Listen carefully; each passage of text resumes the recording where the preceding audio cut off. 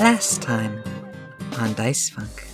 I wish to have a cheesecake that when people bite into, they go, "Oh yes, that is the friends we made along the way," and to distill the friends we made along the way into like a nice chocolatey, biscuity, creamy mouthful. Enjoy that. The bird tries to fly away, thinks you can't punch him, and then you punch him with a gun. A gun punch. Gun punch. We now have a charging, rampaging, healing Tarask robot. And Courage wants to be there to get revenge for Olivia. So it makes sense for you to take him along in the body of Steve Dave 3.0. We need to evacuate. People keep saying, bring back the Maxwells. Very well. I will contact Pearl. So I want to talk to you about a potential proposition for the future. After the mission. You must find the reigar prisoners and ask them where Cassius is going. And then we will go there and we will cut him in half and feed him to objectivists. That's his plan. Hell yeah. Any clue from your intel on how far behind Cassius we are? Unfortunately, pretty far. He had the reigar prisoner for a very long time on Drift Park, and he can teleport anywhere in the galaxy, so he has a very big head start. I am not confident about our ability to head him off before he accomplishes goals, but what else can we do?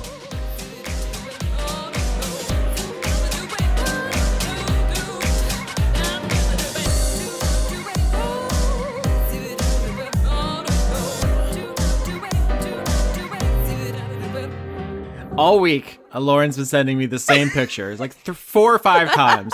It's Pikachu sneaking up on Misty, and Pikachu has a weird look on his face, and he's wielding a pickaxe, and it has such a threatening aura. It's not unprecedented. She often sends me, like, Kirby holding a gun, or a dog holding a knife. Bird with the knife, yeah. Well, is there context for that image in the episode that it comes from to where, you know, like, are you inferring that he's sneaking up on her just because of how it's positioned? Listen, I have no idea. It was a gift that I received. That's a beautiful fantastic gift.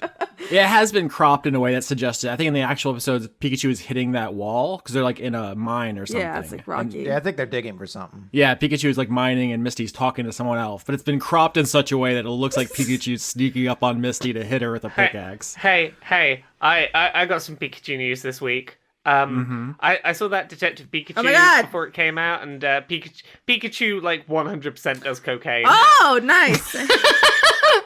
This movie was made exclusively for Lauren. No joke. Ryan Reynolds' Pikachu is like, yeah, he do coke. Austin. Me.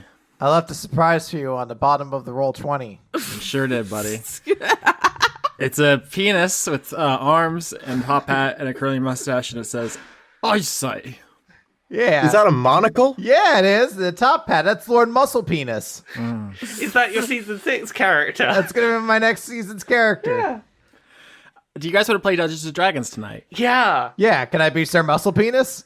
You did so much work of fleshing out Big Star. Now you're going to be Sir Muscle Penis. Yeah, well, I'm going to give him a sad backstory, too. You literally can't help yourself. Now Lauren's just putting more threatening animals with weapons in the Skype. That's her entire like artistic thumbprint, is like the juxtaposition of the cute and the terrifying. I don't know how I got this way. I'm sorry. Okay, well, and here's the part where I nuke all the drawings on the roll 20. No, did you save it first? No! Did you save it so we can make them a token later, or do I have to draw it each time? I think I still have the picture saved of when you drew him with a mustache last season. So, we've got to go rescue some people from a very depressing black site prison where they're probably being tortured a bunch. Let's talk about Fatboy Slim instead. Yeah, so the plan is for the party to fly down to the black site on Gloria. You're actually going to take the dragons there because they are not ships, which can be detected by technological instruments. Don't worry about the details. The point is the Tsuchinoko and your mechs are not going to be available inside the black site. So if you're going to fight, try not to fight anything too big. Okay.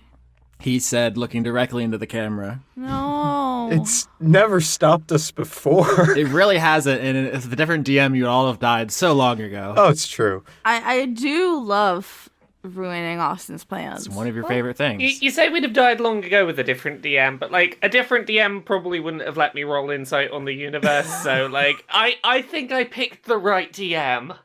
Or the wrongest one. Anyway, so let's fly down to the planet Gloria. I assume Big Star and let's see here, Big Star and Dregg on Sigrid, and Melbeck and Sasha on Akira. That sounds right.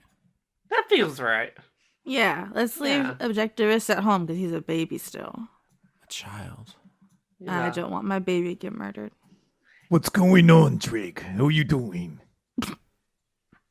Seen any good movies lately? No. Joe, cool. Did you watch that new episode of Reign of Tones? Jesus Christ. It's getting real good. Reign of Tones or Toads? Because I really want it to be Toads. It's an ambiguous title. It can be what you want it to be. It's the new season of Game of Chairs, that really intense musical chairs drama. Oh boy. Last episode, 2 people died. Sigrid thinks I jumped the shark 2 seasons ago. You watched that episode, Dregg? No. What do you do when you're off time? Exercise. Jerk it. Stare at wall. Is it fun?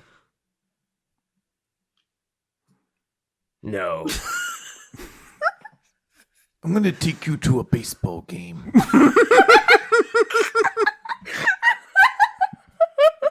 Get you a hot dog. So we fly down to the surface. I mean, this might be the last time the party gets to talk to each other. I'm literally crying right now. Does Melbeck and Sasha have anything to say to each other? Once I can stop laughing, yeah. Yeah, go ahead. So, like, what's the plan after we save the galaxy? Do you think we'll have to keep running forever, or like... I'm hoping that the process of saving the galaxy will eventually mean, like, you know, little by little things settle down. I'm hoping, you know, if we can prove this whole hive mind concept, and, you know, planet by planet sell this as an idea, I think that helps us build position and hopefully things settle down and we can have a quiet life. Well, I don't know if I want a quiet life. Well, no, but okay. Not labeled a terrorist life. Yeah. Adventures, but not crime. If we can get to a point where, like, half of the universe either thinks that, like, knows that we saved the universe, or believes in the hive mind concept enough to just roll with us, we'll probably be fine. We just need, like, a tipping point. What do you think those two are talking about over there? Oh, probably the new game of chairs. It was really dramatic when they stopped the music halfway through and, like, 2 people tried to sit on the same chair. I'm sorry, I only read the books. So, Dregg, are you a cat person or a dog person, do you think? I prefer dog. Sasha's gonna yell from her dragon, Hedgehog! Dog is more tender. Oh no! Runs more. I like that insight. Now, how about this one? What if you could keep just your penis or just your balls? What the fuck, Chris? Oh boy. Penis. See, I heard someone make a very passionate argument once that they would want just the balls. Sigrid does a barrel roll. To Sasha, Balls more sensitive. More easily injured. Please. Sasha, My family is dying. Sasha, if we do get through this, do you see us continuing to travel as a crew? I know that's maybe a weird question. Well, I would like to think so. I mean, I want to do my whole business future thing, but I don't see why that means we have to split up. Well, I'm certainly on board team go along with you and try and help make sure that you do the thing that saves all of existence. I'm very on board with that plan. Also, we're like in a hive mind together, so it'd be weird if we were all like, "Bye, yeet." Well, isn't that the joy of a hive mind? We can go as far apart as we want, but we'll always be a big old happy family anyway. Oh, I'm gonna see everybody's weird things. You already saw everyone's weird things. You know what everyone's into now. No. TMI. You know those kinks you're trying to ignore? You know about them now. Okay, Dregg. You have to fight either one giraffe-sized Tarrasque or 100 Tarrasque-sized giraffes. What's a giraffe? You know what giraffes are. They're all over the place. Read a book. Oh, the spirit giraffes flying around. I think the one Tarrasque would Oh, be boy. more practical. Yeah, but that's a big giraffe. Yeah, aren't Tarrasques bigger than giraffes? You're suggesting a giraffe? Yeah, so you just made it smaller. Yeah, you're making the Tarrasque smaller. Yeah, but it's still a Tarrasque. The atmosphere is very thin up here. I think Big Star and Dregg are losing it. I think you take a hammer to the knees of all the big giraffes. They don't have claws. What's going on? I just like the juxtaposition that there's a conversation about the future happy on one side and the other side's just random, like, would you rather questions. The universe's two dumbest people. Hey, I think Big Star has the highest intelligence in the crew for some reason. Yeah, he's a super nerd engineer. He's also just a real dummy. Yeah, you can be smart, but also just a total bonehead. Like, look at me, for example. For example, yeah. See? So Sigrid and Akira are going to land a little bit away from the black site, and the team's going to walk over. You're actually not that far from Terminator Prison, which is in the Terminator on Gloria, where the light and dark sides overlap. And there's a reason for that. It's not just that place where we already been. Let's go near there. The black site used to be a graphene mine on Gloria, and labor is expensive. So, Capitalism. You don't have to pay prisoners very much. Yeah. Sure don't, buddy. Yeah. Are they making Vivian's Enigma? I don't know. You want to try it again? Victoria's Secret uses prison labor. Oh my gosh. Calling them out. Slavery never goes away. It just gets put in prisons. Just saying. Also, their processes are all wrong. The two big sins of Victoria's Secret. I'm very passionate about processing. The black site is an old graphene mine near Terminator Prison. It's on the light side, so you can look over on the horizon and see an endless wall of darkness, which is pretty upsetting. And then you turn around and it's just it looks like an endless field of tropical fields and light and stuff. And here you are at this basically a quarry. It's all fenced off. You see jeeps coming and going, people with full tactical vests and holding automatic rifles and so forth are walking around. They are sole military occupiers is a strong word. This isn't a colony in the strictest sense. Soul's here to help. I don't like it. They are here to defend the Solitaire from the Illithids, and in exchange, all they want is to negotiate graphene rights. Anyway, there's a chain link fence that has barbed wire on top. There's towers with big searchlights that are going around. Actually, would they even have searchlights? Because this is on the light side of Gloria, so it's literally always light. They don't need searchlights. Forget about that. They're snipers. That's an upgrade.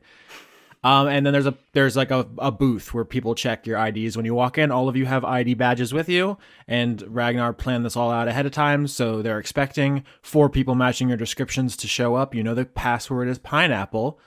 Akira and Sigrid are big dragons, and they kind of go a safe distance away and chill out, waiting for you to return. Do you want to head out? Yeah, let's head out. Yeah. Let's do the damn thing. The dragons wave goodbye to you and turn back to gossip. I'm going to salute them. Okay. Godspeed. We're not going anywhere. I'm gonna keep saluting them. Okay. The party approaches the fence of the black site, and the guy in the booth just watches you walk over. You all have military disguises that Ragnar secured for you, which is his conduit ability, and you all have passes. He sees you coming, and probably says to Sasha, as the person who looks most Earth official, IDs, please. Right here, my dude, my good man. My good sir. He scans your ID and the machine beeps and he says, all right, go on in. Thanks, homie.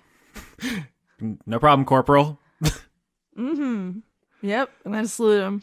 Okay, roll performance to do that. There's a wrong way to salute. Thank goodness that's her thing. 22! Holy shit, that's the best salute he's ever seen. It brings a single tear to his eye. Braver than... Wait, no, I am the troops. Braver than the us. Do you say? People are like, hello, Corporal. And you're like, braver than us. Braver than the us. Oh, than the us. It's like braver than the troops. Yeah. But we are the troops. So the team has infiltrated the black site.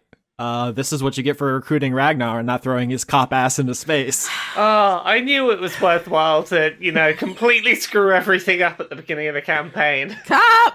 Yep. He also made it a lot easier to infiltrate the compassion. So he's been useful a couple times. Yeah. So you walk through the front area, which is used to be like the parking lot where, prison buses would come to drop off prisoners workers for the quarry. It is now full of jeeps and light armored personnel carriers. Probably no tanks, but kind of military vehicles you probably don't want to tangle with. Maybe a helicopter or two. A couple dozen soldiers. They just got a prisoner transfer, so they're not, just sitting around not paying attention. You know, in stealth games when the first level where they're all sleeping, and you just for the tutorial you have to sneak up on the guards and just hit the button to knock them out. But you just walk past these people, Have you all seen a quarry before? Quarries were actually a big plot point in season 1. So Dice Funk has a quarry history. I have never in my life seen a quarry, but I know what they are. I've seen one. That's where our Power Rangers fight a lot, right? Yeah. I thought they fight in the abandoned warehouse district. They moved to quarries because I think those don't cost anything to film in now. Okay, I'm putting a picture of one in here. It has this kind of gradation to it where there's different levels. So it's like a big hole in the ground, obviously, but it's not like a naturally forming canyon. It looks like it's almost spirals down with these walkways that are each a different level. And that's what you see as you kind of pass the entrance area is this pit where all of the graphene was mined out. And what has been left here is like a descent into deeper and deeper depths until you can't even see really clearly how far down it goes into the earth. Wow. And it's just this spiral descent. Some very Dante's Inferno shit. I love a giant pit. Who doesn't? Let's go spelunking. And so you have to walk deeper down into the quarry. I guess you could jump from level to level and risk A, drawing attention, and B, breaking your ankles. But the longer way down would be walking layer by layer by layer. I can just fly. You could. But then I have to leave y'all behind, and that's a bad idea. I'm dexterous. Maybe that would help me get down. I don't know. Oh, hey, I can just use the dimension door remote to teleport us to the bottom. Yeah, let's jump down a bit. Boop. That's the noise it makes.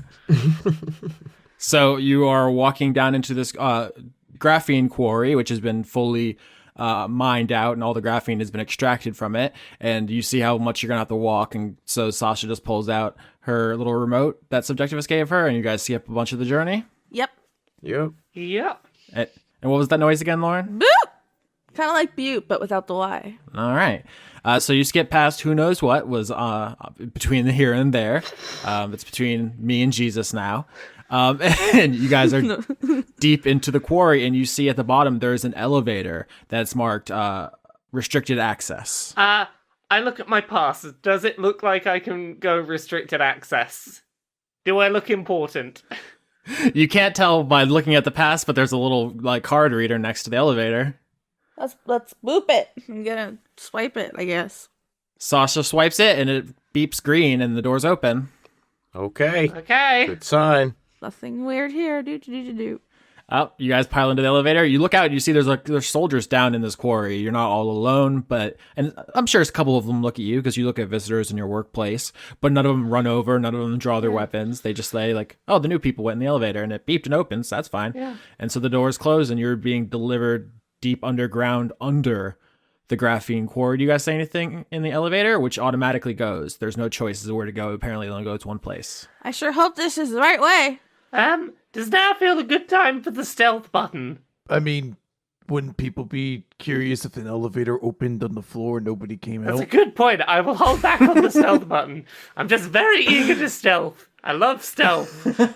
I think maybe the question we might want to ask ourselves now is whether or not this is a search and extract mission or a search and rescue mission. I thought it was just an ask questions mission.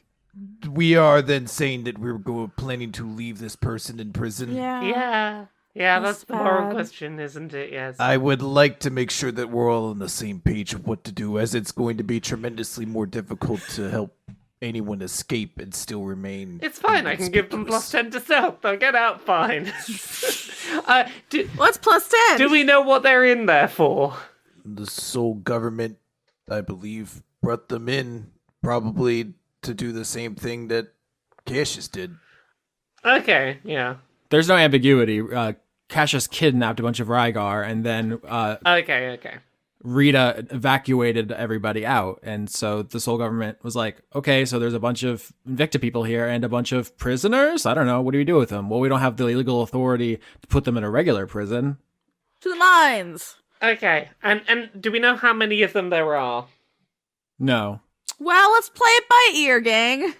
I think that the move should be to try and get them out if it seems viable, but that's going to depend on a whole host of factors when we get down there. How many there are, what condition they are in to move unaided. There's going to be a lot of factors that determine whether it's viable for us to get out with them. That's a But I think that should be the aim. That's a problem for future Sasha. It's a problem for Sasha 1 minute into the future, as Big Star tries to explain to you. I was making jokes. The door's open. I do love a door.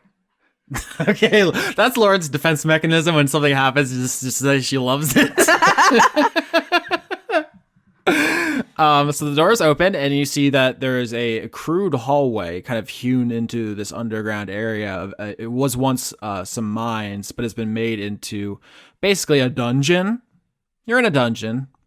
You liar! Why? You said there would never be a Dungeons and Dragons, and there's both in one season. Not a D&D dungeon, an actual dungeon, like in life. There's not a bunch of monsters here and inexplicable treasure chests and no air and water. How do the monsters survive in a dungeon? Don't answer the question. I've heard the excuses. It's just a dungeon. That's where prisoners are kept. You know, you could have just called it a prison and sidestepped the issue. Yeah. That's not what prison means. Okay, there's a hallway outside of this elevator, and there are cells lining the walls, and you see that down this hallway, there are more hallways that split off, and you assume all of these hallways have cells. I want to enter the dungeon and find the treasure. You found friendship. Oh, that's fucking worthless. I want money. Can I cast Magic Missile? That's the D&D we all know and love. Oh, I want to cast it into the darkness. There are soldiers down here, but not many. Okay, is there any sign of One Direction being more guarded than any other? Maybe roll? I would say probably perception. 17. 9, oh no. Oh, God, I guess I have to. You really do, Big Star. 7.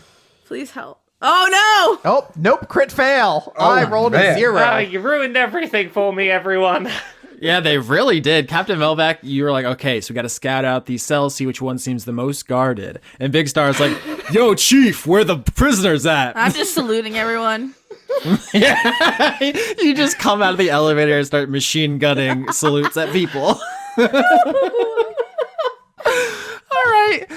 Are we going to let that botch stand, Captain? No, Chris, re-roll it.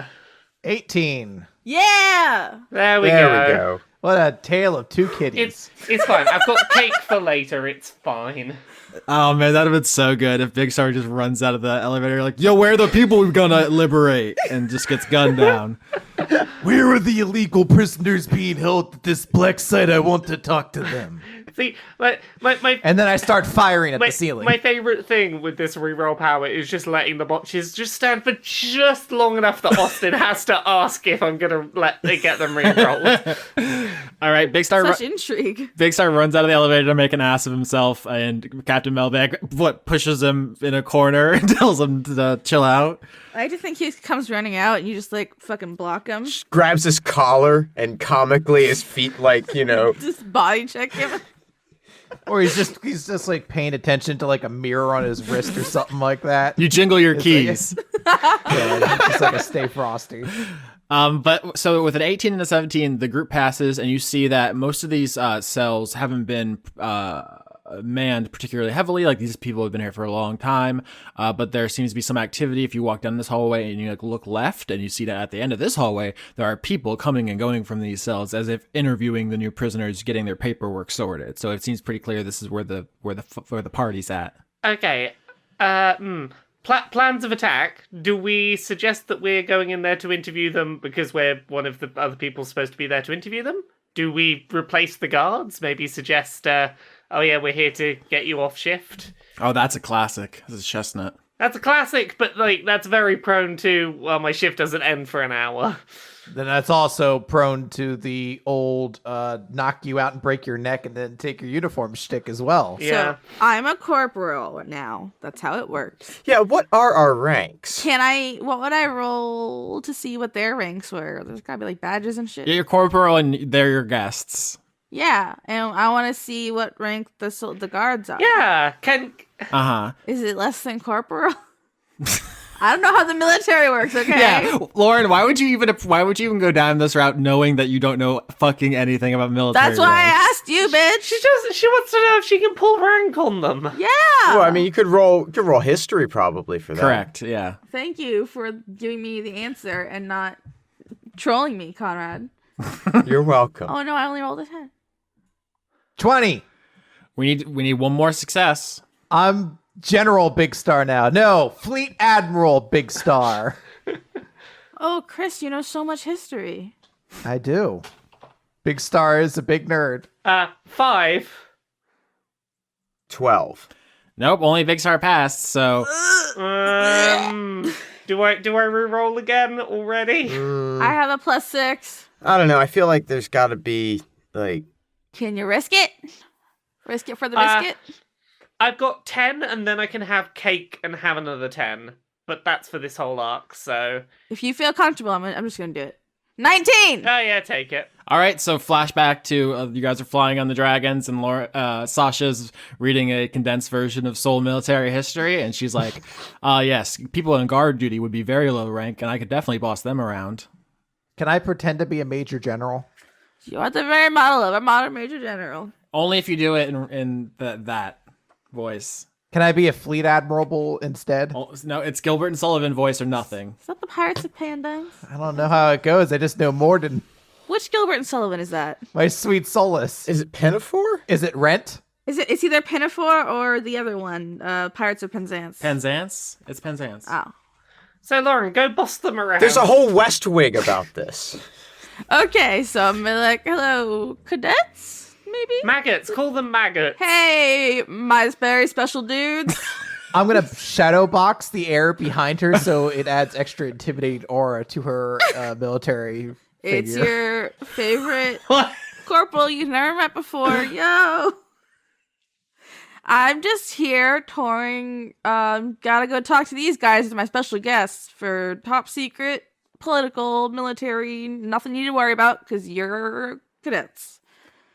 Deception. Do that good, deceive. 19! Yeah. So you just tell these people you're here for top secret purposes. They know that you use the elevator, which let you in, and you have a entourage. That all seems legit. And they just nod and say, well, actually, probably one of them turns and unlocks the door with a key and says, Thanks, go ahead. my dude. You're the boss. Gonna put in a good word for you with your boss. All right, so you enter the cell. It's not like a dungeon cell with bars. It's Like an interrogation room?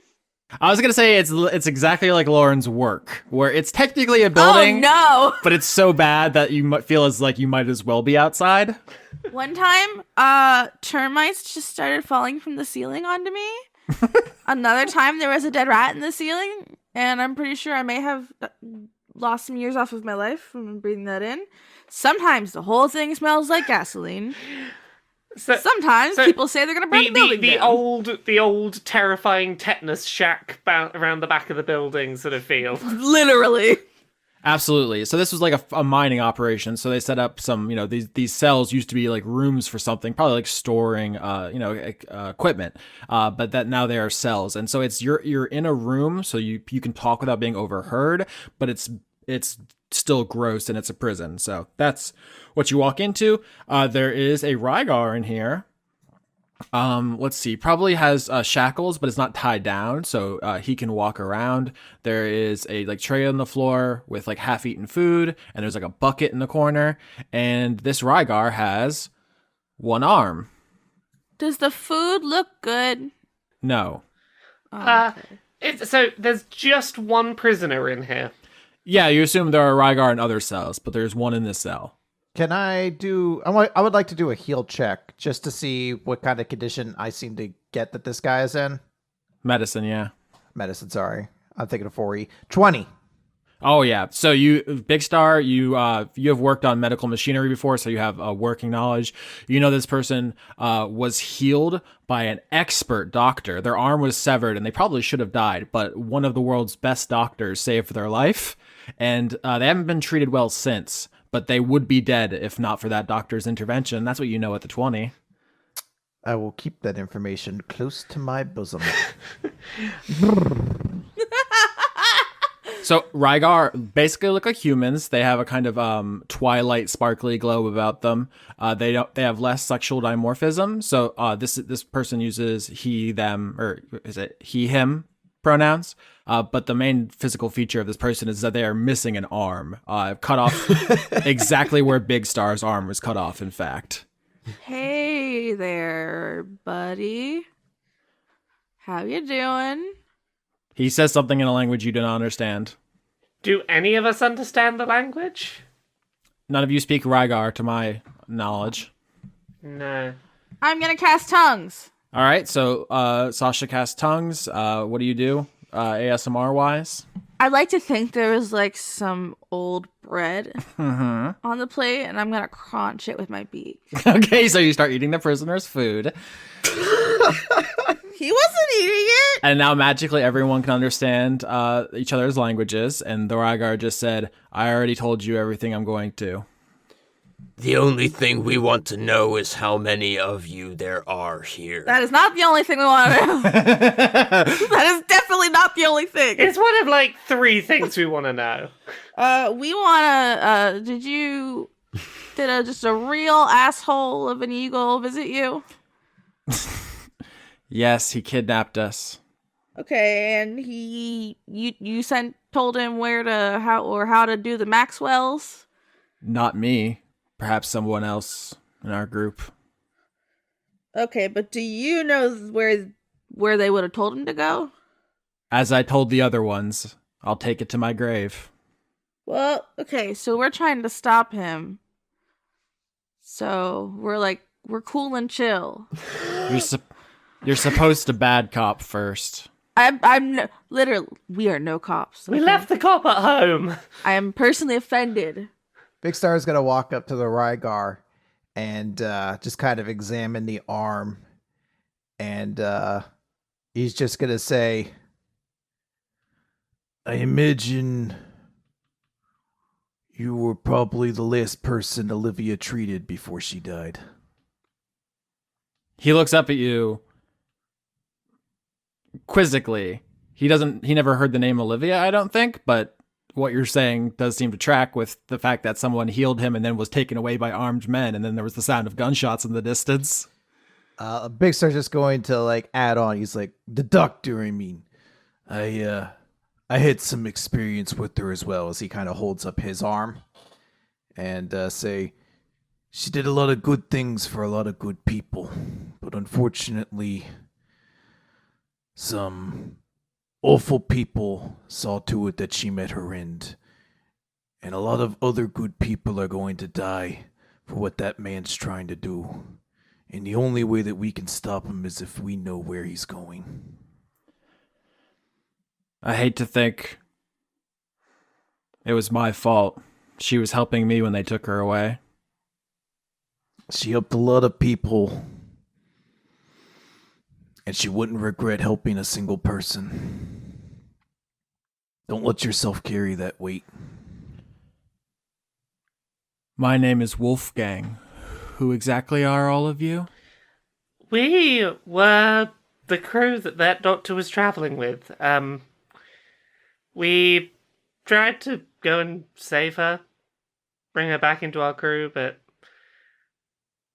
we weren't quite fast enough. She did a lot of good for a lot of people, and we're basically just trying to make sure that her death is not in vain. We're trying to stop the man who killed her from killing an awful lot more people so he can have some grand army in the afterlife. Like, that's all he's after. He wants some weird afterlife army. He's going to kill everyone in his path to get it. And what do you think you can do to stand against a man like that? I know that we've got a better chance of stopping him if we go and face him than if we don't. I think that if no one faces him, he's gonna do this. And if there's any chance of him not doing this, it's worth taking. That's probably true. I can't imagine we'll be getting out of even this place, though. I don't know exactly where we are, but there's so many of them. How many reigar are there down here? He took about 24 of us. Many of us died in interrogation. I don't know how many are left. He wasn't careful in the capture.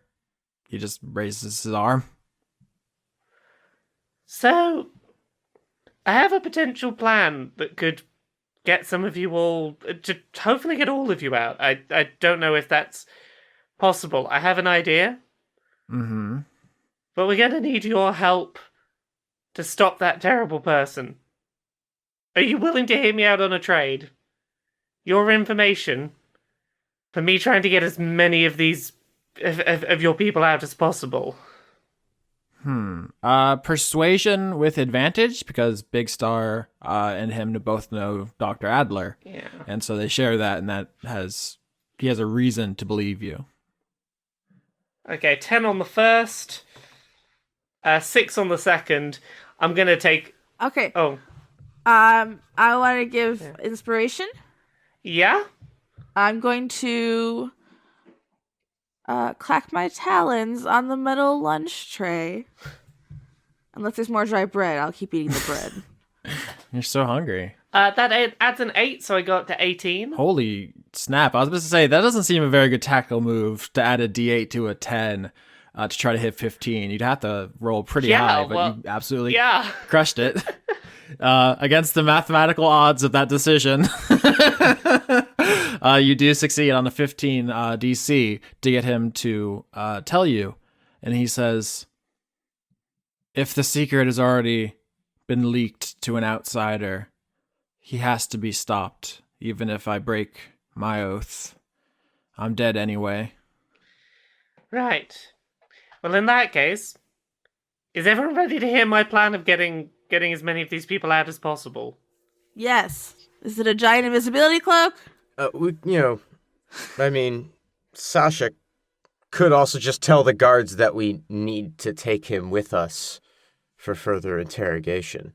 I mean, we could just ask for the release of the Rygars and hold it on authority and just risk it all on like a really good deception check, essentially to say that we have somewhere else to take them. I do love to risk it for the biscuit.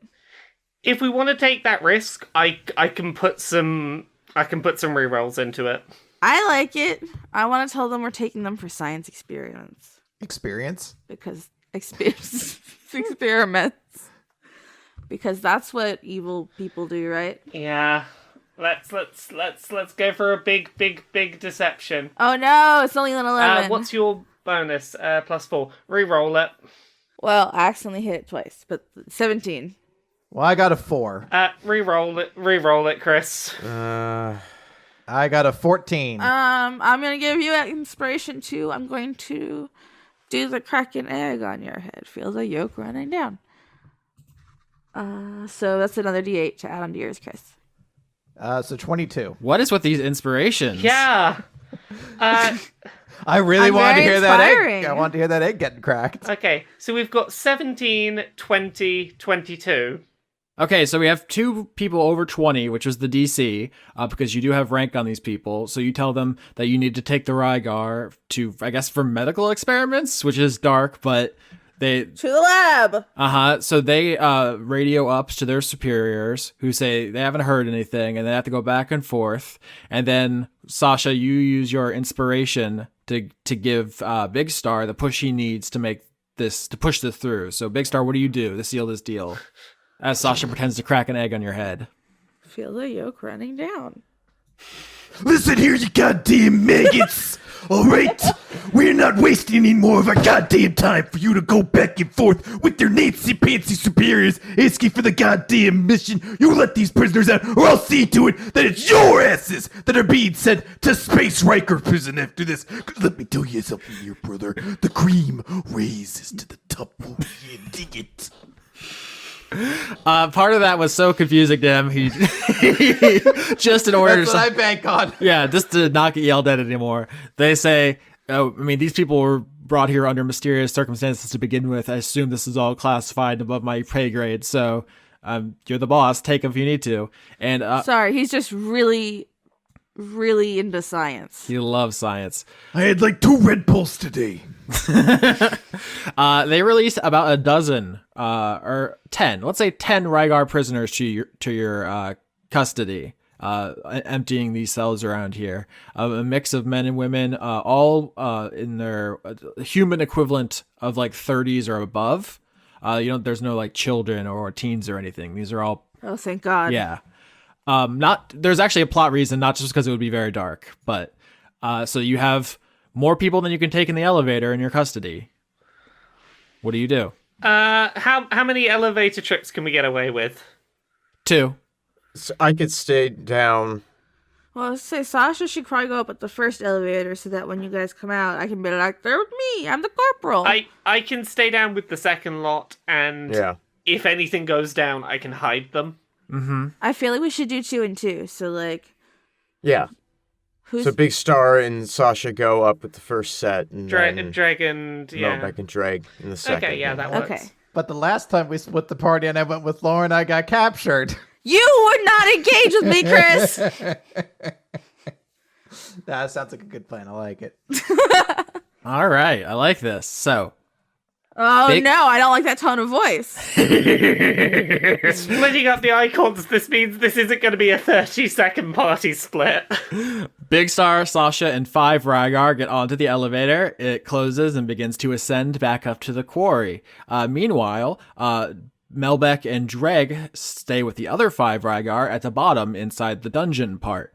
Let's stay with Captain Melbeck, because you were talking to the Reigar about your plan to trade information for getting them out of here. So, do you have anywhere you can go once you're up there? Wolfgang says, we ran away from the rest of the Reigar. It's a long story, but we left our new home.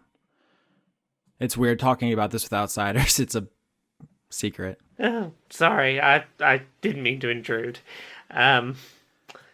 Well, we did have a deal, so at some point I do have to explain it to you, I guess.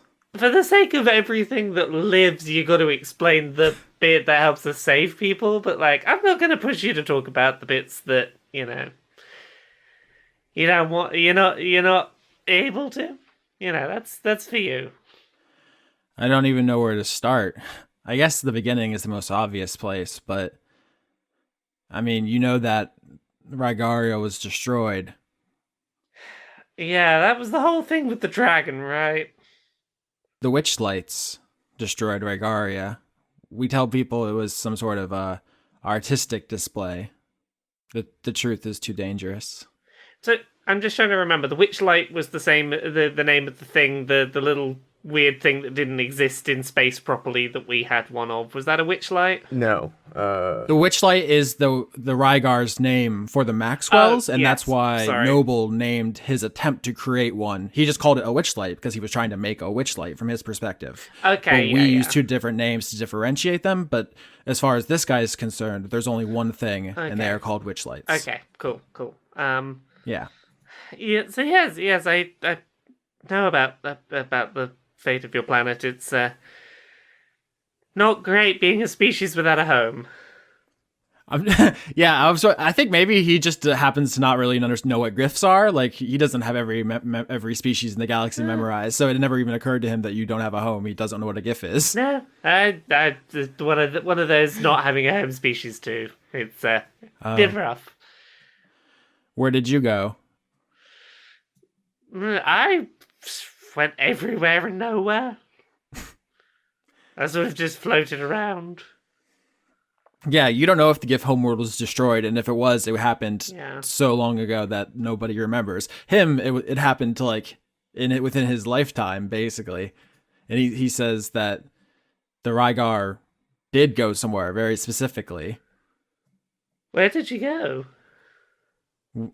The heart of the giant. Do we know what that is? Who is this giant? You call it the planet Pell?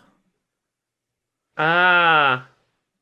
Is that what was going on down in those caves where it's like, clearly some people were living here?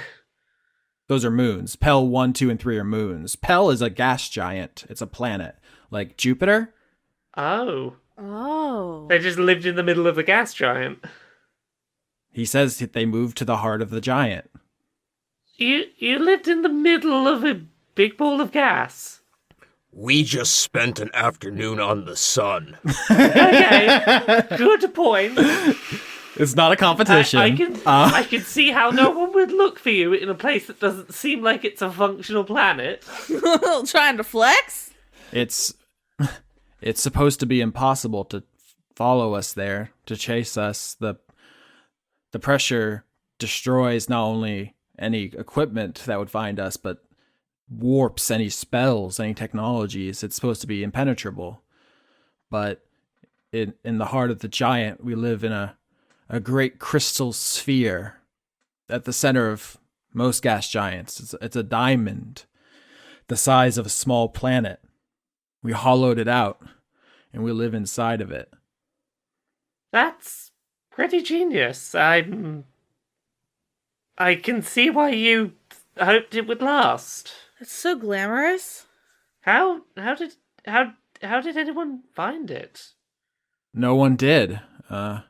We were safe there since the destruction of our planet, but some of us grew, bored, restless. There's nothing to do there. There's no natural light. Everything we do is strictly rationed. There's only enough air and food, just enough to survive. It's a very bleak existence. So some of us, our group, we stole some shock tea, our living weapons, and we left the heart of the giant to try to make a go of life on the outside. Oh, those were your weapons. Okay, so Dregg's here. At some point, I think everybody looks at each other and there's this realization that the Reigar, who were unhappy living in the heart of the giant inside of Pell, escaped with shock tea to sell, basically to become weapons dealers. They sold to the splinter faction of the Caravellas, which Dregg and half their Grunderson wiped out. You took those weapons for your own, and then Dr. Adler had one with her when she was captured by Cassius. Cassius used a spell on it to find the source of the weapons, which led him to the Reigar, who he kidnapped, mutilated, and killed until someone told him their secret. Oh, I can't wait to murder him. Oh, we need to do him a big kill. So that's what happened. That's the story. Yeah. Now I think basically the team knows everything about the events in the present, which are Reigar was destroyed by the Maxwells. The Reigar escaped. They went inside the crystal sphere, the giant diamond inside of Pell, and it is not a pleasant place to live, but they have to hide because they know the secret of something which can destroy planets, and that's extremely valuable information for which they would be hunted forever. A rogue faction escaped. Dregg and Dr. Adler, through their actions, led Cassius to them, and now Cassius knows the secret because he tortured it out of them. So, if it wasn't tragic enough that Dr. Adler worked her whole life to try to make peace and only made things worse, Dregg, you're also complicit. God damn it, Austin. Yeah. Yeah. This is why I want to play the muscle penis next season, Austin. So if Cassius already knows the secret, presumably he got it a while ago. How long do we have to stop him? Like, how long of a process is whatever he's gone off to do? Wolfgang looks you dead in the eye, Melbeck, and says, I'm only telling you because it's already too late to matter. In the elevator. Ding! Nope. Big Star and Sasha, you're standing there with 5 Reigar, and all of a sudden the elevator shudders to a halt and the lights go out. Oh, no. So I have a quick question first. You mentioned before that there were like children in the group. Are we with any of the No. It's the exact opposite of what I said. Oh, okay. Sorry, I misunderstood then. Okay, so the elevator stopped. I want to try to fix it. Yeah. Quick question to Austin. Down at the bottom of the elevator, is there any sign that anything's gone wrong? So that we're working on 2 different timelines here. Yes, after the Reigar says to you, it's too late. The lights are going to go out down there too, but I'm doing dramatic irony. Okay, cool. Yeah. So, Big Star, roll, I guess intelligence to fix the elevator? Do I have advantage for being an engineer? Yes. Cool. I might need that. 23 crit! Everyone in the elevator stunned. No, they're all charmed by me. They all think I'm awesome. Oh, thank God. Okay. No, you joke, but that might actually come in handy. Yeah. So, Big Star, you open up a panel, you find some wires and stuff, you figure out what's wrong with the elevator, which is the power just got cut. Weird. You just, connect some wires to your arm, and you power up your arm, and it turns the elevator back on lickety-split with a crit.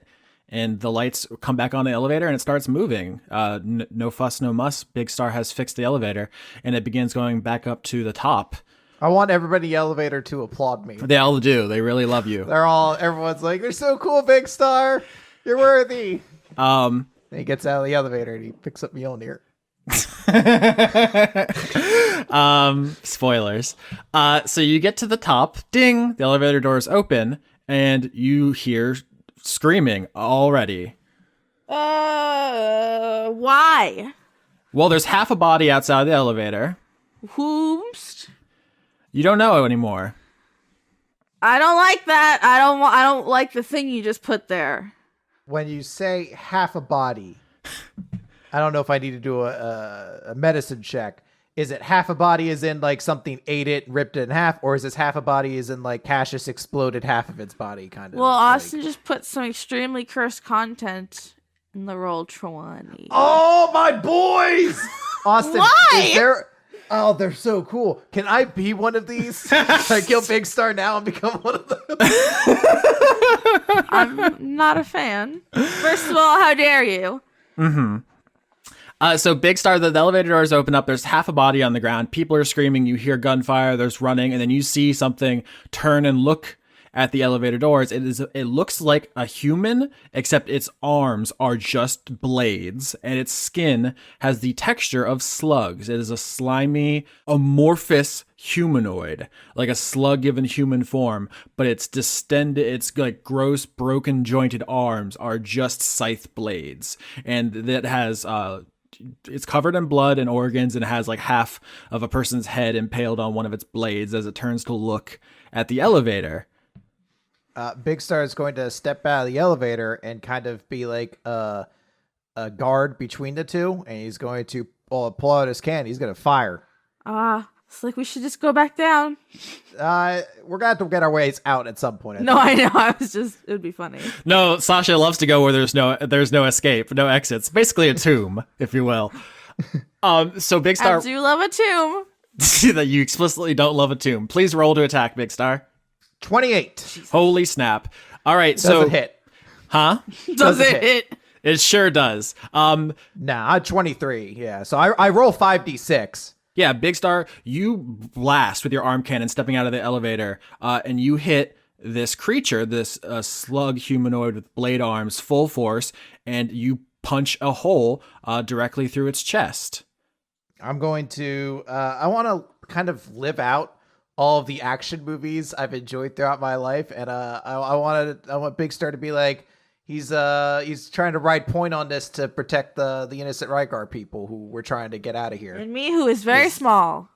And you crit, so everyone is already incredibly impressed with you. Like, they rally behind you in a way that they would have been cowering before, but instead they'll pick up weapons they find, and they're gonna charge behind you as you take point, Big Star. All right. Fuck yeah. So you blast this thing through the chest, and it kind of takes a couple steps back, and you see inside of the wound that it's just black goop. It doesn't have organs. You've been inside a Maxwell, and it didn't have a brain. It's just filled with hateful goo. It's filled with hateful goo, and so it kind of takes a couple steps back, reeling from its gunshot, but it doesn't die in the way that you think. But it's stunned. What do you do? I want to keep firing on it. Well, hold on. I guess first, is there a knowledge check that I could perform to understand if these things can actually be killed in the same way that, like, practically other enemies are killed, where you just, hit them until they die? Yeah, maybe nature to look into its wound, or medicine? Medicine. Right. I would also like to roll, because I might explode some. Mm-hmm. I rolled a 9. That's not good. Nope. Wouldn't he get advantage seeing as he has contained the knowledge of Khajiit? Yeah, because you all were in the hive mind with objectivists who ate Khajiit's brain. Do we get the word advantage? So actually, here's what I'm going to say. Before, when you took all the knowledge of Khajiit's brain, it was like thousands of years of information. It's not like you suddenly knew it intuitively the same way as Khajiit. Your brain was like still sorting it. You know how people say like that's what dreams are? It's your brain kind of trying to figure out the knowledge you got throughout the day and like sort your experiences. I think seeing the wound in this thing's chest kind of like snaps some things into place, and you figure to yourself that the Maxwells are not alive in the way creatures are alive, and they don't die the way that creatures normally die. And that's why, for instance, the 13 primaries on Pel 3 were left there, and Khajiit didn't just destroy them, because you can't. I don't like it. They don't die. These things don't die the way things are supposed to die. You can hack it up so that it's no longer dangerous, but you cannot kill it in the way that you're going to want to kill this. But if we explode it, it can't stab us, right? Correct. Cool. Correct. I would like to cast Shatter. Uh-huh. Constitution saving throw? Yes. 7, that fails. Yeah, that sure does, buddy. So Big Star runs out of the elevator, just immediately blasts a hole in the chest of this. I'm just going to say what they are. They're Maxwells. And then Sasha sees this, inspired by Big Star's crit. The people inside the elevator are inspired. Everyone runs out, starts picking up falling weapons. Sasha uses Shatter, using ASMR techniques. I'm going to eat some Reese's Pieces. Okay, you're really hungry tonight, huh? I'm always hungry. So Sasha takes a big bite, and the Maxwell literally shatters. Crunch too hard. In a shower of slime, like if you just squished a slug in your hand, that goo and slime just splatters all over the ground of this quarry, and this Maxwell is not going to bother you anymore. I want to be very careful with my language. It's not dead in story terms, but you have defeated this monster. Just a fun question. Yeah. What would happen if I used prestidigitation to clean it up? Good question. Try. It's a cantrip. Uh-huh. I'm just gonna try it. I'm gonna this is a good question. I know what you're thinking. You're like, oh, I wipe away the dirt, the thing's gone. But when you clean, like you take a dish and you take a sponge and you wipe the dirt off it, you're not disintegrating that into nothingness. You're just displacing it. That's what happens. Okay. The particles are dispersed so much that you can't see them anymore, but those atoms have not ceased to exist. Yeah, but now it's less gooey. So now you're all going to be breathing it in. Cool. You're welcome. All right, Sasha and Big Star stare down at Maxwell, the first one of the season, and just absolutely shadrack it before it can Get owned, bitch! before it even gets a move off. Back downstairs, Captain Melbeck and Dregg, this Reigar man, Wolfgang, the one-armed Reigar, has said something very ominous to you. Okay. Before we do anything else, very quick question. When the lights went out, does it seem like the guards have reacted in any kind of panicked way to this? Yeah, so the lights flicker out now, right? As he says that dramatic thing. This is like the line that's in all the trailers, right? It's too late. Flicker, flicker. And then heavy boom. And then the guards are like, man, fucking fuses. This place sucks. And then their flashlight goes out and they're like hitting it to get it to work. Uh-huh. Okay, so they're not panicking, going, something's gone wrong, get these these prisoners that are being transferred back in the thing or anything. No. Okay. In that case, for now, the captain just turns to this Reigar and goes, what do you mean it's too late? I told you that the best place to start the story would be at the beginning. I guess it's time. Reigaria was once one of the most technologically and culturally advanced planets in the galaxy, maybe behind only the Aboleth and the Illithids. People say we were the world's greatest artists, but do you know how a culture becomes preeminent in art? They get rid of capitalism, people's basic needs are met, okay, yes. Well, by not having to worry about basic needs, yeah, but not by getting rid of the problem, but by meeting those needs whatever way necessary. We were a military power. We had colonies across hundreds of solar systems, just like the Illithids. We wanted for nothing because we took what we needed. Ah, you had the life of luxury because people very far away you didn't have to look at made it so for you. Exactly. Yeah, okay. The symbol of our military strength, which became our cultural strength, was a great warlord we had, the conduit of hegemony. I was just double checking the meaning of hegemony to make sure that I heard that. I was like, I was like, I'm pretty sure I know roughly what this is, but I want to. This seems important enough. I should really check glad it. you did because I didn't want to be the only one. I love you all. You're so good. Have you ever seen what happens to a conduit when the wheel turns and the form that crosses over is the same? No, but I'm imagining it's a lot. Is like my guess is that when a god happens. Close enough, if not a god, something just as terrifying. Before the wheel turned, the conduit of hegemony was our greatest warlord. He had a force we called the Witchlight Marauders. 3 waves. First, the mechs that go in and crush any resistance, their infrastructure, their military. Then the ground troops, wave attacks, berserkers who kill the civilians, the women, the children. And then finally, the terraforming units. Machines the size of mountains that rolled over the environment, extracting all the resources and reducing the planet to dust. And that was before the wheel turned. Once hegemony itself arrived, he became something else. His forces became something else. They weren't people and mechs and machines. They became monsters. Is that where the Maxwells came from? Yes. And then the warlord died. Old age, as it comes to us all. And his creations turned on us.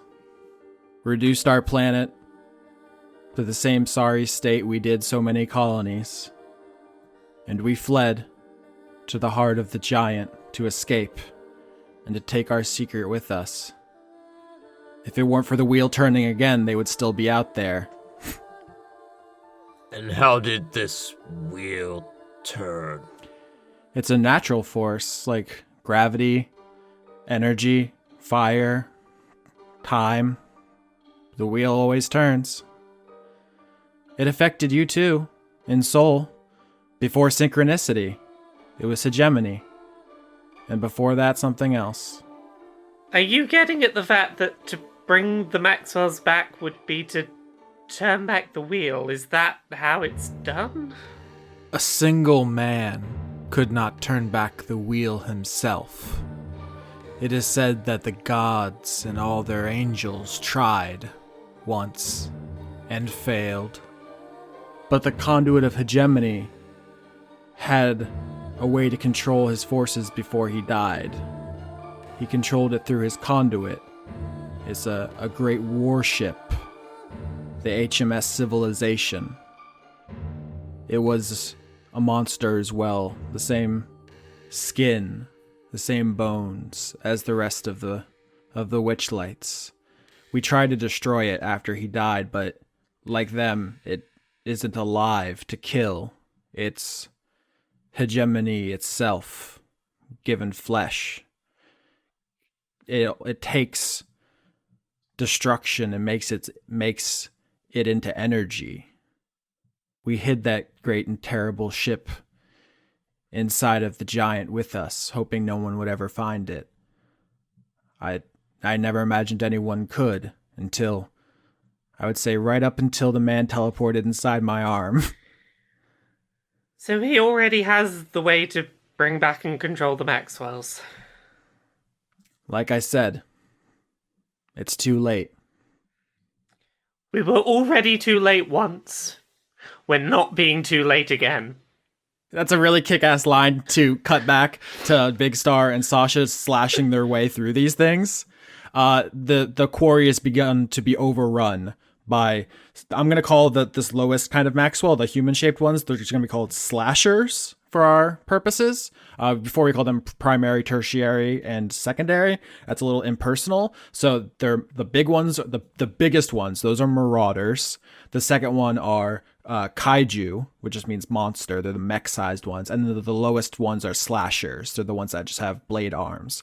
So like a zombie apocalypse, the quarry is beginning to fill up with slashers, which like a tidal wave are flowing down into the quarry, and Big Star and Sasha are fighting them with the rest of the reigar.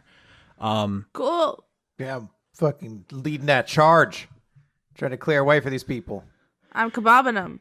Yep. And Wolfgang says to you, Captain Melbeck, if I was this man, Cassius, and the only thing that could possibly stop me was the people who knew about the HMS Civilization, what do you think his first move would be?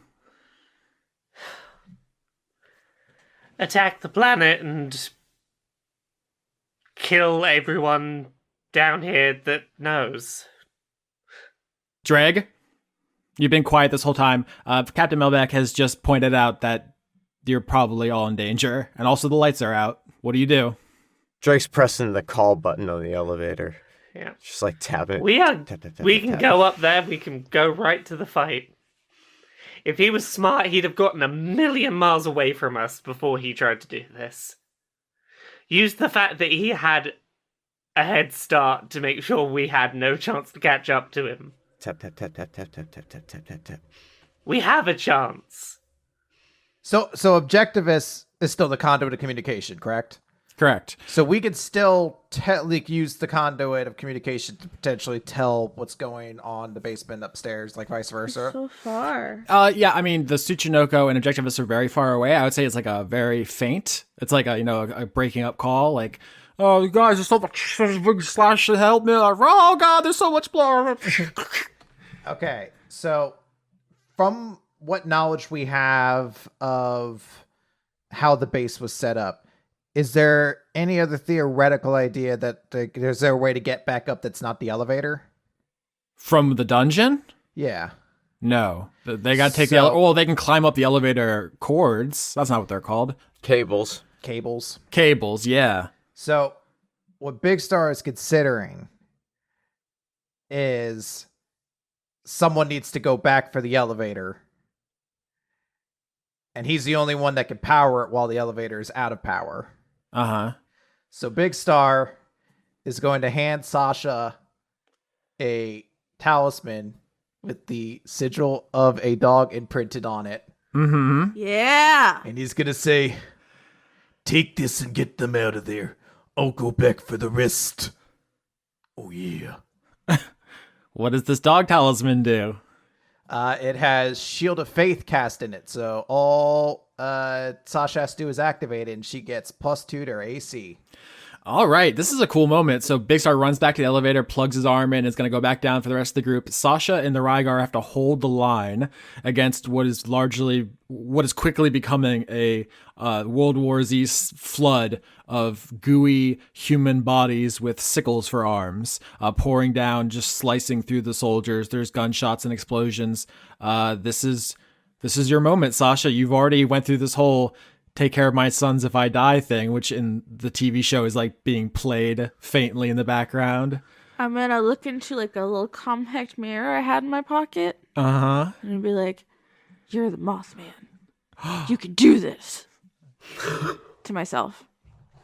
I don't know why I always have the Phoenix Wright music in my head. I'm going to cast Thunderwave? 9, they fail. Hell yeah, they do.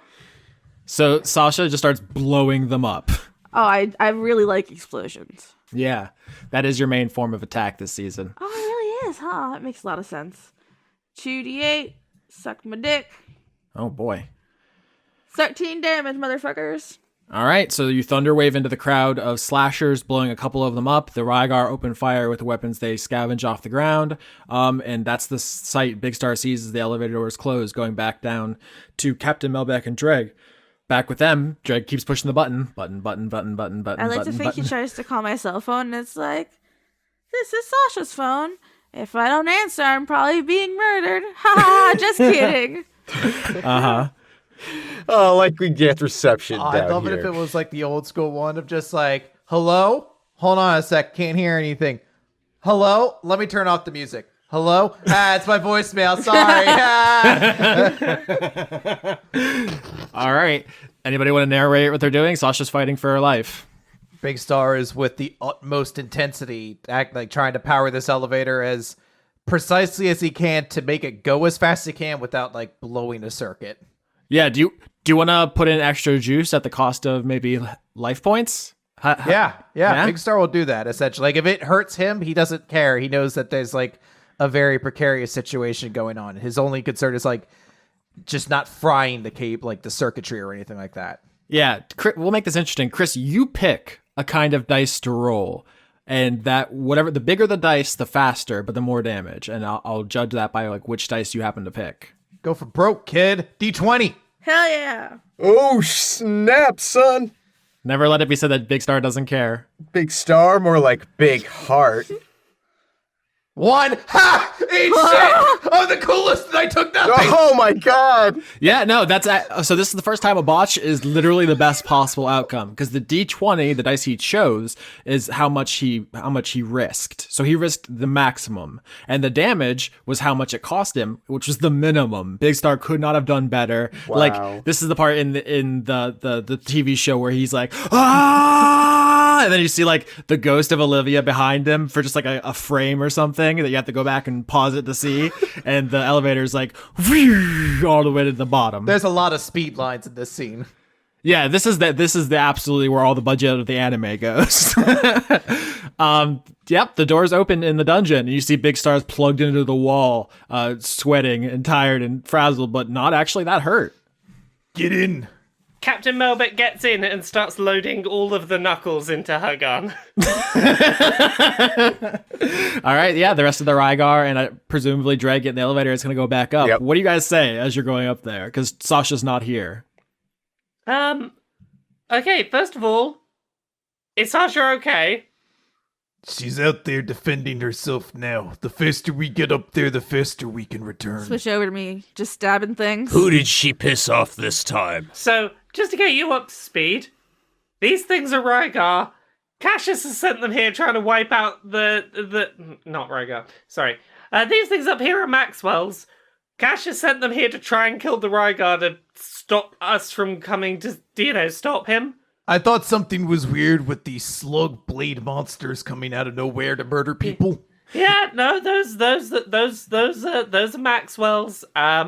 Your Freudian slip actually is true. The humanoid ones, the ones I'm calling slashers, were Reigar. The middle ones, the kaiju, were mechs. And the big ones, the marauders, were terraforming machines. Now they're all brainless slug monsters only used to colonize planets, to wipe them clean and strip their resources mindlessly. But yeah, the slashers were Reigar. So yeah, the captain just fills Big Star in on as much of this as possible on the way up to go like, hey, so at the very least, Cassius still sees this place as a threat. Like he clearly doesn't think he's won yet.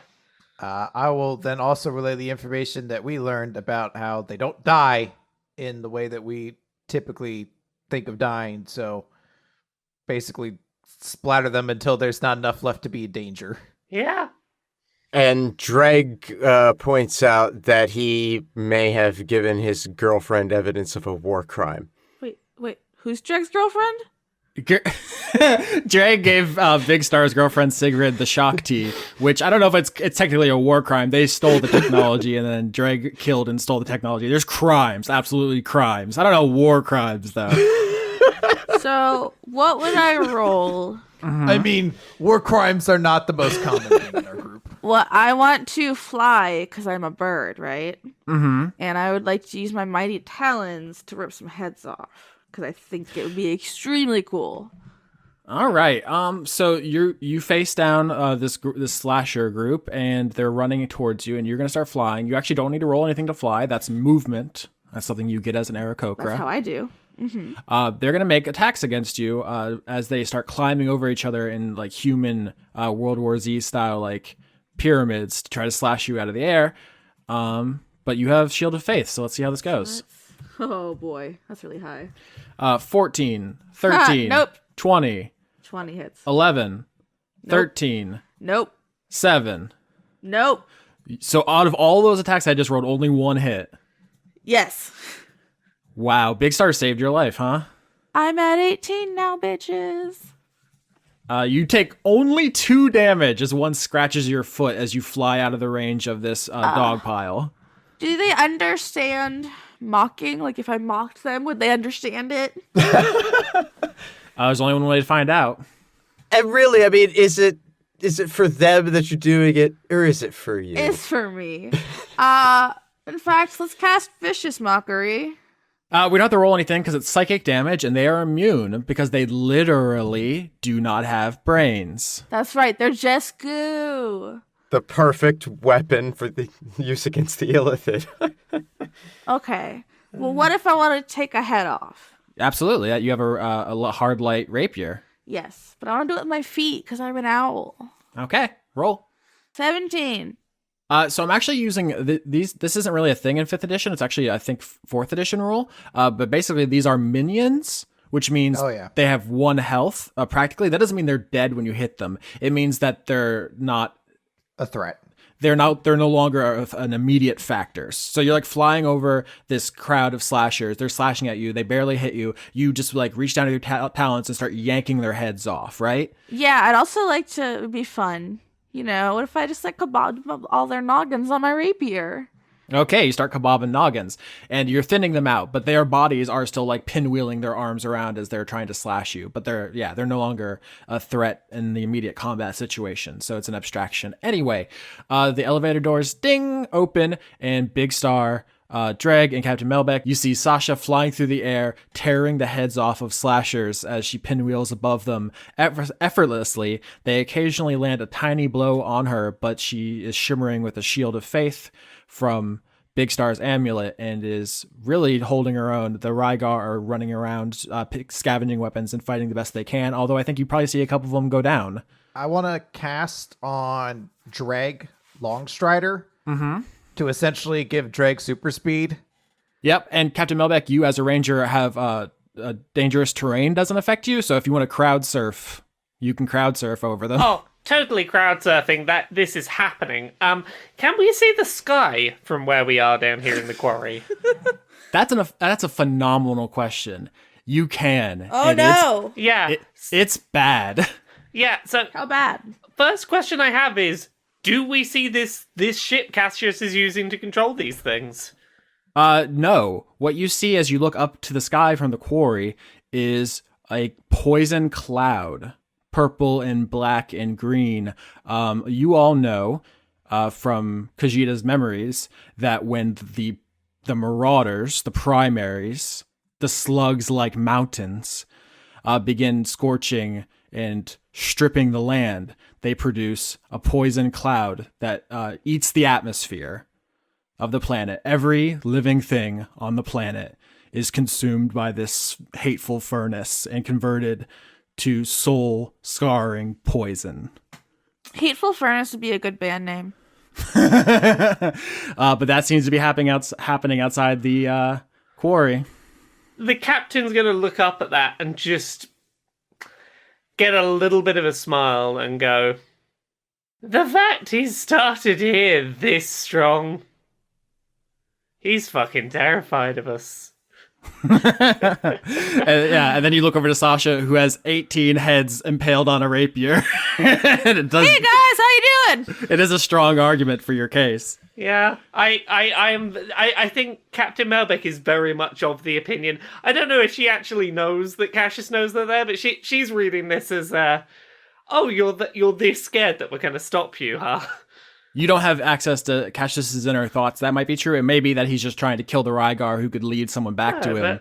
That's the captain's reading is, you don't go this hard in on trying to get rid of the people who know where you went unless you're worried there's still a chance you could be stopped. All right, so we're not going to roll initiative because there's hundreds of slashers pouring into the quarry. Just narrate what you do and let's start making some rolls. They're more of an environmental threat. What's our plan to get out? Because we've got like stages of quarry to climb up, and they're coming in from there. Molasses flood. Could we call one of our dragon friends? They are probably aware of what's going on. Yeah, let's say you have objectivists now that you're all above ground. You can talk to Sigrid and Akira. Help! Can we call in a pickup? Yeah, you get a response probably from Akira who says, "We're trying to fight our way to you. Oh God, no."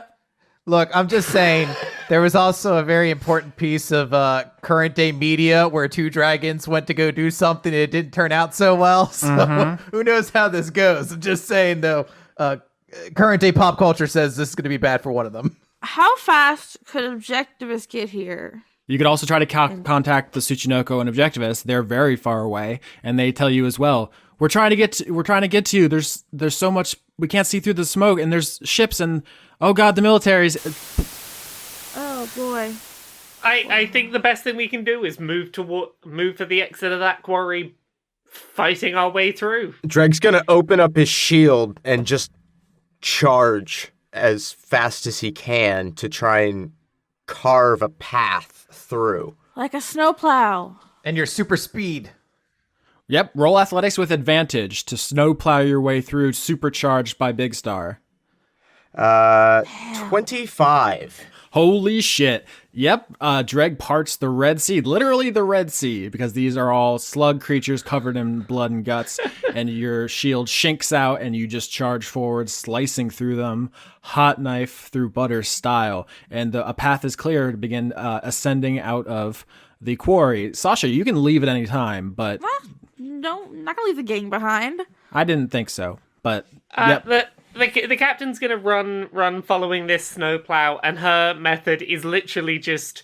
I don't know if she actually has 2 shotguns, but for flavor, I'm picturing her just sort of walking and spinning and taking shotgun blasts in like a circular radius as she goes. You have a shotgun, and you actually have Cassius's gun. You picked it up in Acheron. Ah, okay, well in that case, 1 gun in each hand, following the plow, just sort of spinning and shooting at these things to try and keep them at bay and keep this path open. All right, Melbeck, make 2 attacks. Let's see, get a sense of the flavor there. 22 for the first attack. Oh my lord. 24 for the second attack. Holy shit, 22, 24, 25, and Sasha only took 2 damage. This has been such unmitigated success. I was going to say, like, you're going to lose a lot of Reigar in the escape from the quarry, but this success is so overwhelming, I don't think you're going to lose many, if any. Sorry that we're so cool. The dice are telling me how it's going, and it's going great. Yeah. Big Star, what's your contribution? So, Big Star is going to cover the rear. And there's a special ability that Big Star got at level 9 that I thought I would never get to use. But it basically, instead of attacking with it, it unleashes like energy in a big cone that blasts things away and deals damage to them. So Big Star is basically doing that over and over again to cover the back end in case anything tries to get us from behind.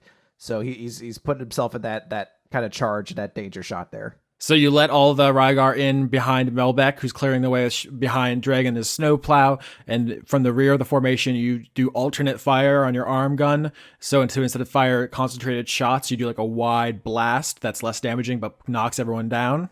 Yeah, so it keeps kind of like blasting any group that gets too close back over and over Like again. bowling pins. Yeah, and Big Star has it custom so that it makes the bowling pin sound.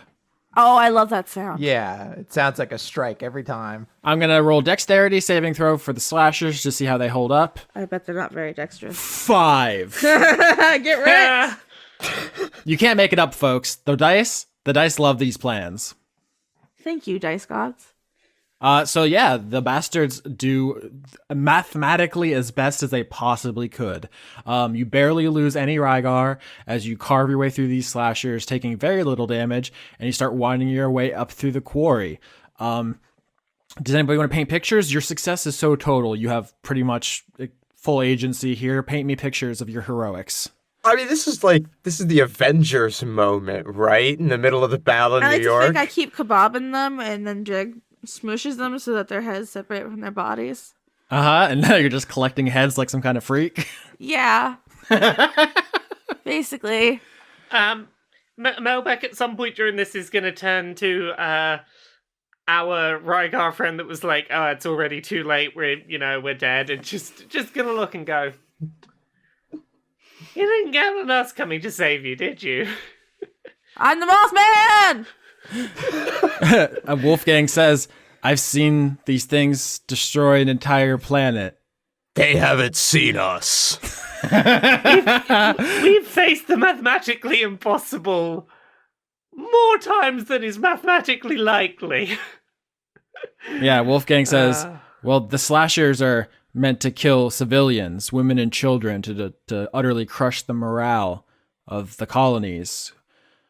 We'll see how you fare against the other kinds.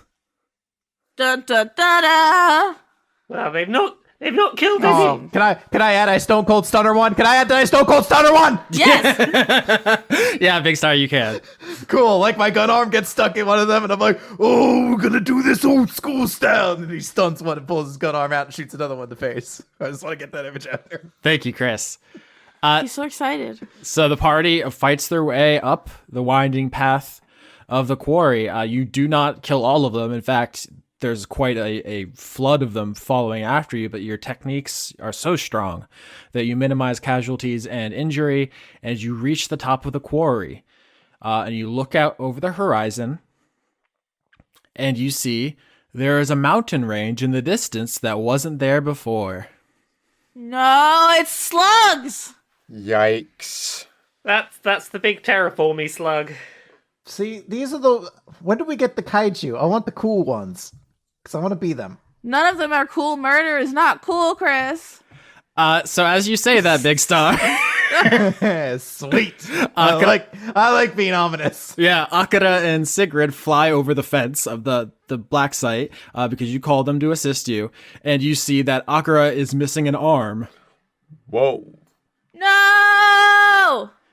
And they land like outside the lip of the quarry as you're approaching, and Sigurd yells out to you like, "We barely got away. There's some kind of monster." Bam! Behind something crushes the fence behind them, and there is a kaiju, Maxwell. Yeah, that's my boy. Of a mech made of slimy flesh with bones protruding from its elbows and knees and fingertips, where the biological and the mechanical have malformedly connected. Not a word. This monstrous creature has impaled on one of its claws Akira's arm. I know it's like a very dramatic scene, but I want to be one of those in real life. How many grenades am I allowed to make happen with my God? What if I get an Epcot ball-sized grenade? I'm just making jokes. I have a question. We didn't bring him along because obviously it'd have been too inconspicuous. Conspicuous, but go ahead. But can we, whatever. Can we say that Steve Dave 3.0 aka Courage went along with us though, like, and stayed behind with the dragons? So, okay, the scene is, you call for the dragons to assist you. They're like, we're on the way, but we're fighting there. They arrive, bloodied and battered. And as you emerge from the quarry, and they're like, it's right behind us. And then this bony slug mech monster crushes the fence and begins approaching you. And you're like, oh God, we are fucked. And then a rhinoceros-sized Tarask runs in and tackles it. What? Paint me the picture. Yeah, like slashes through one of its legs or something like that with its laser lightning claws. Mm-hmm. And then he like slides by, like kind of like stops in front of us, and then he has a cool one-liner like only Courage would say. If you can give me a cool enough one-liner, I will say yes. I'm trying to think how to phrase one as how Courage would Suck say it. dick! Shit! Wreck! Nerds! Roll initiative. I stare at the stars and the sky up above and think, what am I made of? Am I full of sorrow?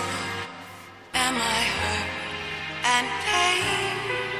Or am I filled with love?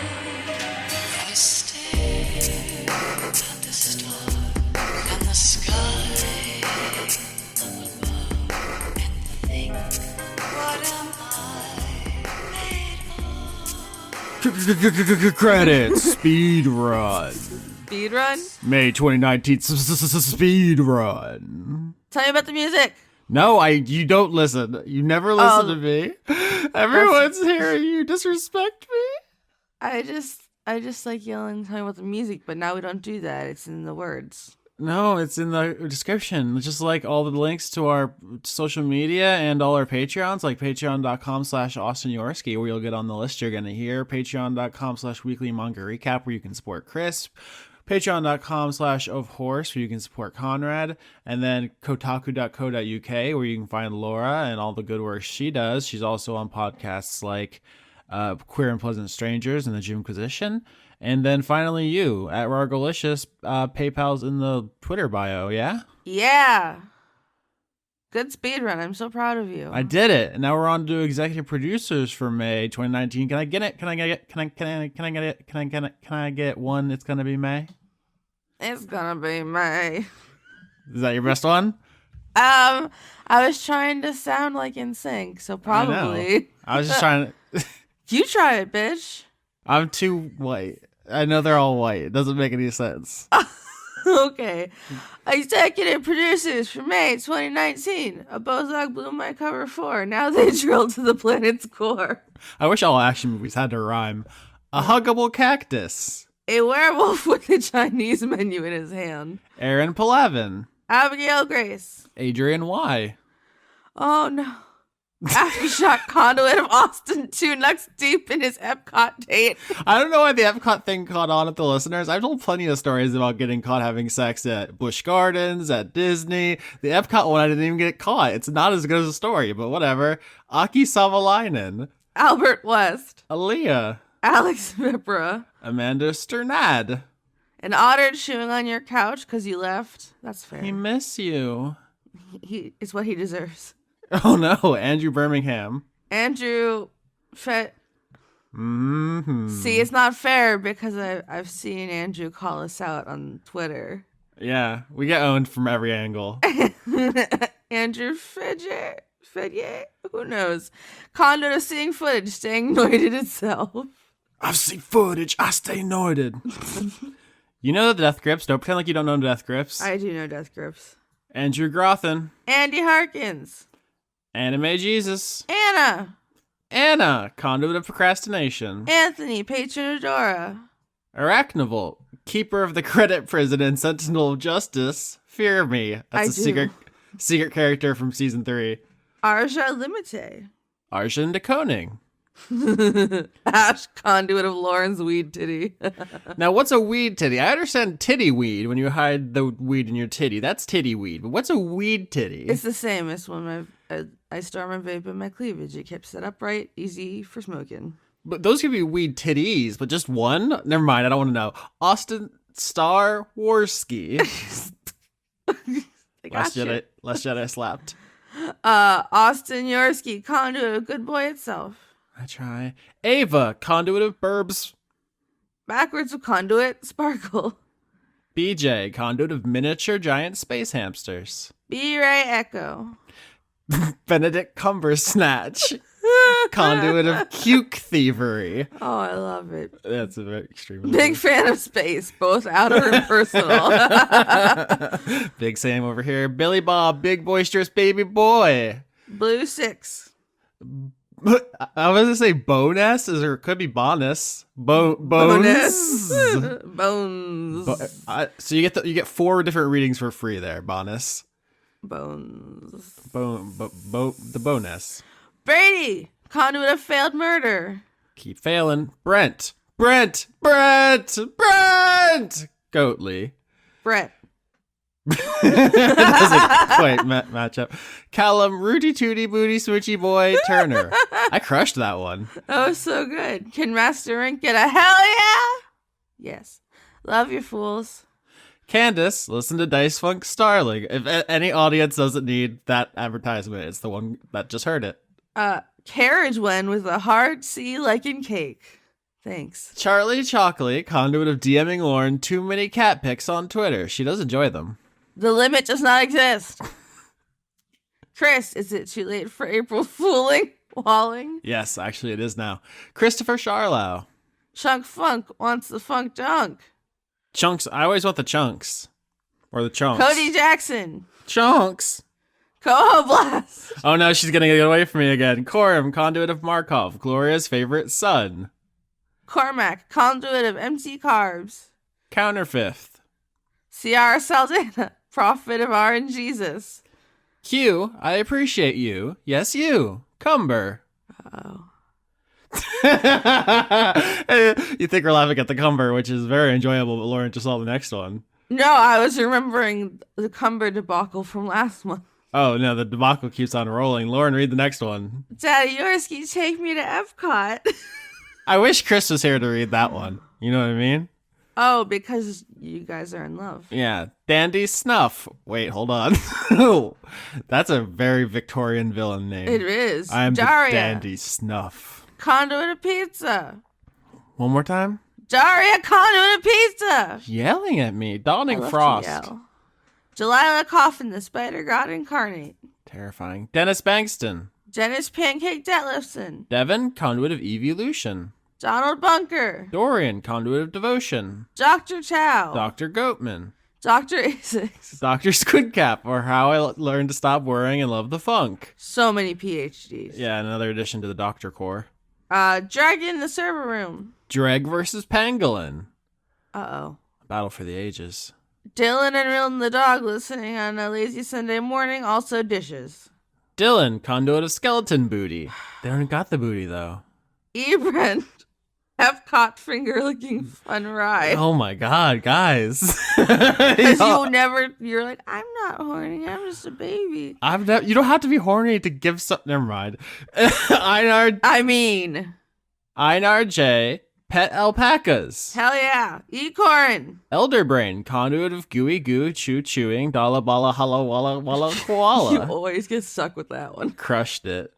Elder dog. Elderly goose, conduit of impromptu rapping. Oh, okay, sorry. I was supposed to do the hand gesture as well. I'll do my Eminem impression. Next time. Eleanor Nonantes Periton. Alyssa Niseska. Elisa? Elizabeth Jackalope. Emma, moose is neither snack nor guinea pig. All right. Rat? The mystery continues. Also, Jackalope's like the one cryptid we haven't used this season. Oh, Keep it in mind. Emma Morant. Indigo Vandane. Error. And then the Microsoft JScript compilation error. Please contact Bob. Does someone need help with their PC? Is this their... Never mind. Have you tried turning it on and turning it back off again? Erwin Le Lagadec. Ex Dolores. Fabian got that dank. Give it to me. Florian H. Francois V. Frank Sands. Goblin King Mike, conduit of nasty guys. Grimlock. Guinevere Cummings. Guys, this has been a great season. Isaac, conduit of Gabba Gabba Gabba. Gabba Gabba Gabba Gabba. Halfthor Grunders, or should do it in a voice. Halfthor Grunderson, first of his name, Bonafire and Brimstone Redeemer. Ran out of. And then he got chloroformed. Harley Astor. Harrison Andrew. Harry, conduit of ambiguous gender. Hedron Master. Him's penis broke for him's penis tore. Jerry F. Hi, Jerry. Fix the penis. How do I make friend? Regards, conduit of social faux pas. I almost got Jorgen Indy Weinwick Ford's name right this time. No, I Damn. didn't. Definitely didn't. Calling us out. Ian Morgan. Ingmar Gremmen. Ink Drop, conduit of ooze and dummy thick ass claps. That's the final boss of the next season. Oh no. Isaac, conduit of Fish Shark Marketing.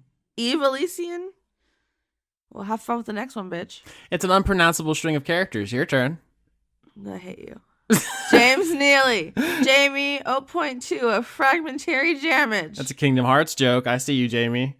Janiac, conduit of Ensnare Me, Tentacle Daddy. I'm so glad I made you read that one. Oh, I see what you did. Okay, you did two in a row. Jared, conduit of, well, actually, mansplaining. Jared. I don't care. I'll say, ensnare me, tentacle daddy, all day long. I'm getting paid for this. The rules. Jaspel, conduit of fluffy weasels. Jay Logan, conduit of queerness itself. Jayish Wizard, the Wizard of Jay. Jealous Goddess Cosplay. Jeff Clark. Jen. Jess. John Carey. John Potts. John Barnett.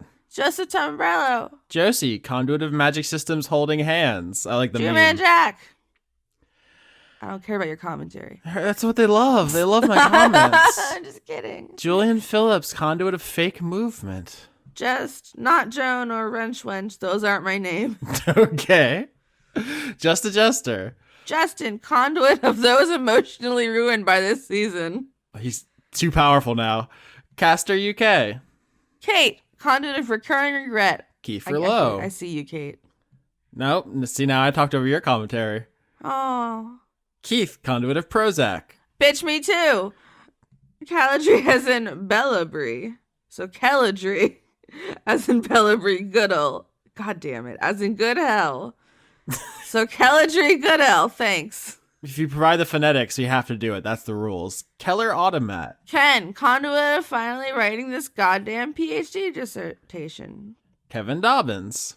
Kidney, conduit of obliviousness. Killer Cotton Shizno.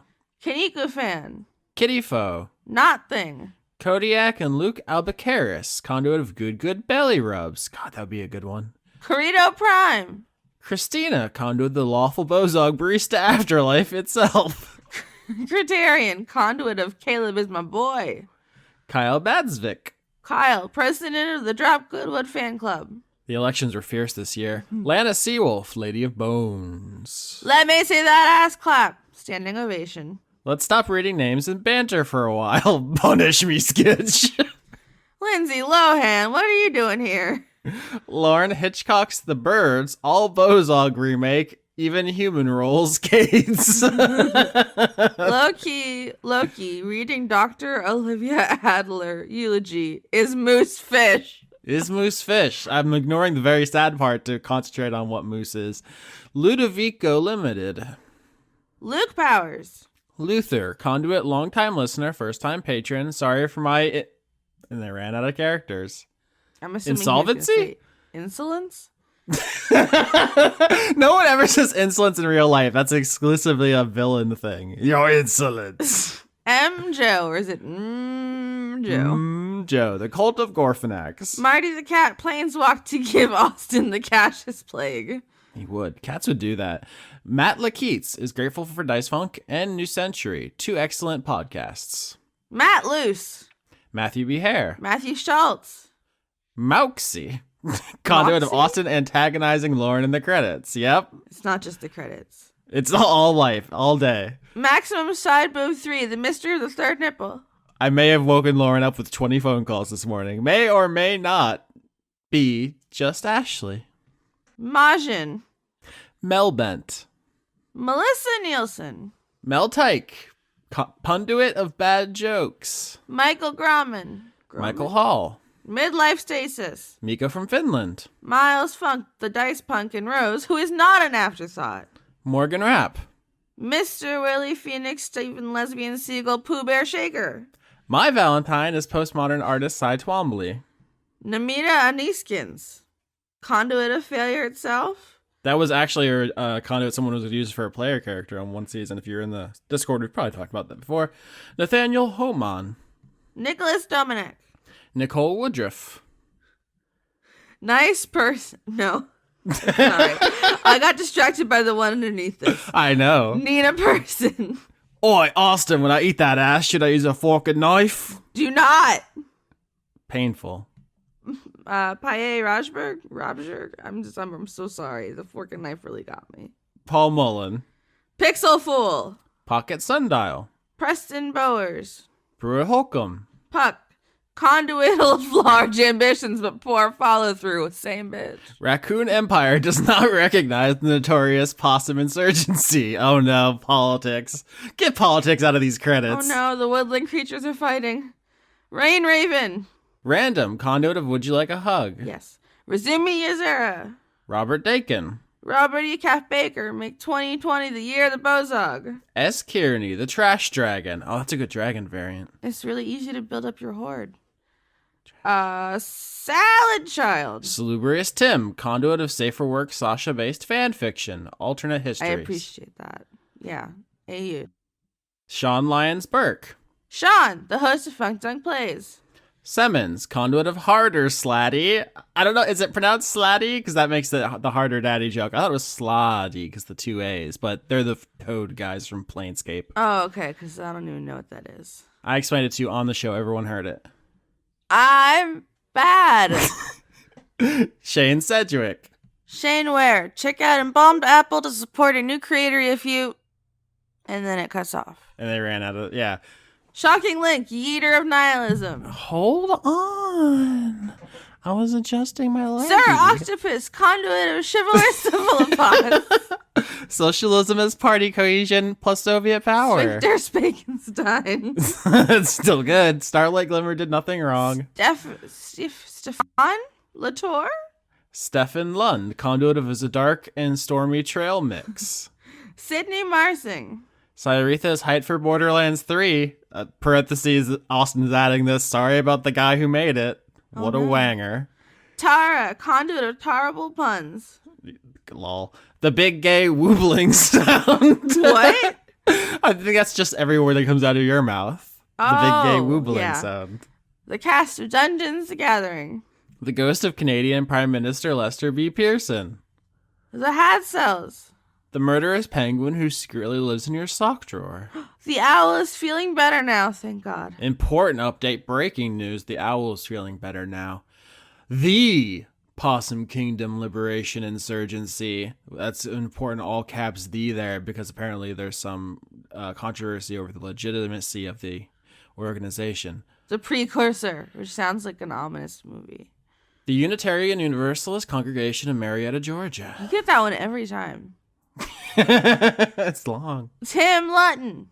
Toby Gleason Stack. Shiro Kuro, conduit of being back on one's own bullshit. Yeah. Trace Marsing. Transient passerby. Trevor S. Shit, it's last minute. What's a joke? Shay, Austin touched me in the Epcot and called me Cumberness. Okay, we're gonna have to form an orderly line inside the Epcot ball. We're gonna try to get through this as fast as possible. Everybody's really into it. Viger Arnston. Was it inside the ball? I don't remember. I think so, because it's like on a ride. It's kind of like a little roller coaster, right? There's a lot of people on that ride. That's what skirts are for. Oh, yeah. Lauren's like, I've had sex before.